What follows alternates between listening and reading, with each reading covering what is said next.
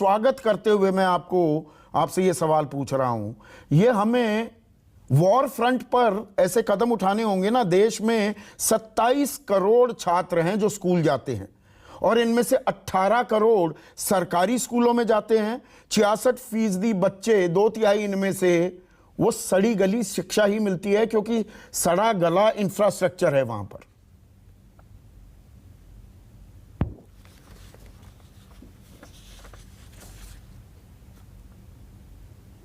तोहिन, unmute कीजिए please अपने आप को।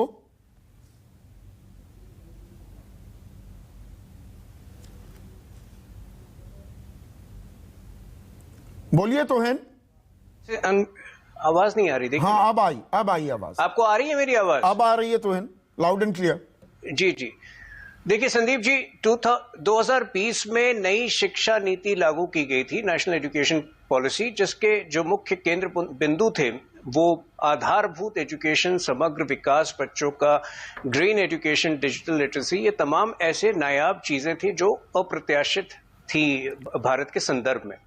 अब वक्त आ गया है, कोविड के समय कुछ समय नष्ट हुआ था, लेकिन अब वक्त आ गया है कि इसको दूसरे लेवल पे ले जाया जाए। और इसी के तहत आज जो है नई शिक्षा, ये जो प्रधानमंत्री श्री स्कूल्स को 1500 स्कूल्स को उसमें शामिल करने का निर्णय लिया गया है।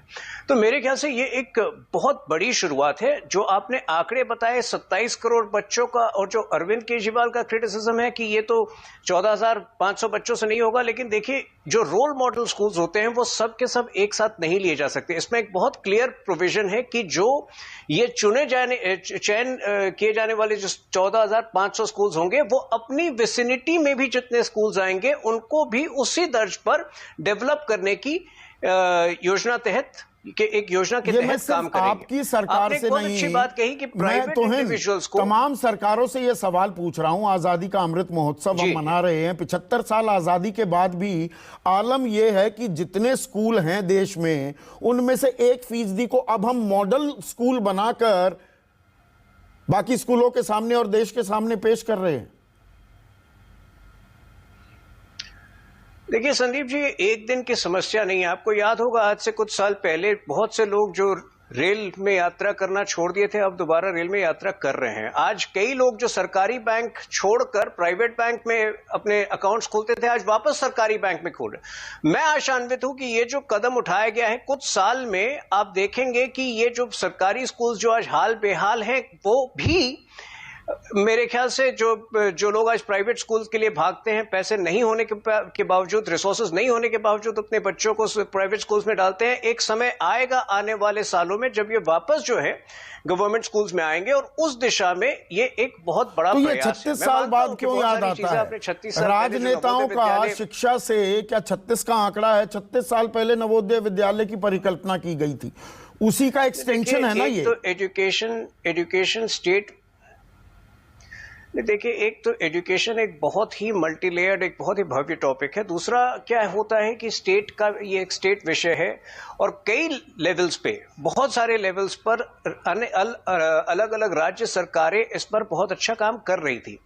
लेकिन जो ये बच्चों की जो प्रारंभिक शिक्षा है, वाकई ये बहुत कॉम्प्लेक्स इशू होता है। जो मूलभूत सुविधाएं नहीं है उसके लिए जो है वाकई, मतलब हम एक सरकार नहीं, पिछले 40-50 सालों में कई सरकारें जिम्मेदार हैं। लेकिन मेरे ख्याल से वो एक डिफरेंट टॉपिक है। आज जो नहीं, ये राजनीति के चलते ही शिक्षा पर ये प्राथमिकता देती जिम्मेदार है ना। नहीं, ये राजनीतिक दबाव ही है क्या? दरअसल प्राथमिकता तो शिक्षा नहीं थी, पर अब अरविंद केजरीवाल अपने शिक्षा और स्वास्थ्य मॉडल की इतनी ताल ठोक रहे हैं कि सरकार को भी, केंद्र सरकार को दबाव में आकर अब ये 14,597 स्कूलों को मॉडल स्कूल बनाने का मन बनाना पड़ा। ये यहां पर दरअसल राजनीति हावी हो गई। 2024 के लिए सारे कॉर्नर, सारे मुद्दे जो हैं उनको कवर करना है, उसकी कवायद है क्या ये? देखिए, अरविंद केजरीवाल का एग्जाम्पल देकर आप मेरे ख्याल से उचित नहीं होगा यहाँ अरविंद केजरीवाल का एग्जाम्पल देना। जो उनकी शराब नीति थी उससे तो आपको पता ही है कि कितना बड़ा स्कैम था उसमें। और जो एजुकेशन नीति भी है, जहां वो कहते हैं कि 500 नए स्कूल खुले हैं, वहां वो 5 नहीं गिना पाते हैं। कई जगह तो शौचालय जो खुले हैं उसको भी वो स्कूल गिनते हैं। ये शर्मिंदगी का सबब नहीं। देखिए, ये बीजेपी और आम आदमी पार्टी की तूतू में से मुझे कोई लेना देना नहीं है कि 500 स्कूल नहीं खुले, वो झूठ बोल रहे हैं। अरे स्कूल खोले किसने हैं फिर? ये सवाल क्या कठोरता नहीं है राजनेताओं को, कभी राजनीतिक पार्टियों को? देखिए, मैंने आपको शुरू में ही कॉन्टेक्स्ट बताया था। नेशनल एजुकेशन पॉलिसी, जो नई नेशनल एजुकेशन पॉलिसी है, वो 2020 में आई थी। उसमें थोड़ा विलंब हुआ था क्योंकि उसमें बहुत सारे जो है प्रत्याशित सुधार लाए जा रहे थे जिनको तय करने में समय लगा। और उसके बाद ये एक लॉजिकल स्टेप था कि उसको जमीन पर कार्यान्वित करने के लिए हम एक ठोस कदम उठाएंगे। जो वो भी कमेटियों में फंसी थी ना। पहले TSR सुब्रमण्यम कमेटी रिपोर्ट आई, फिर उसको रद्दी के बक्से में डाल दिया, फिर कस्तूरी रंगन कमेटी आई। यहाँ एक तो कमेटियों का भी खेल होता है। लेकिन अबे दुबे, मतलब किसने खोले किसने नहीं, पोल खोल तो यहाँ होती घूम रही है।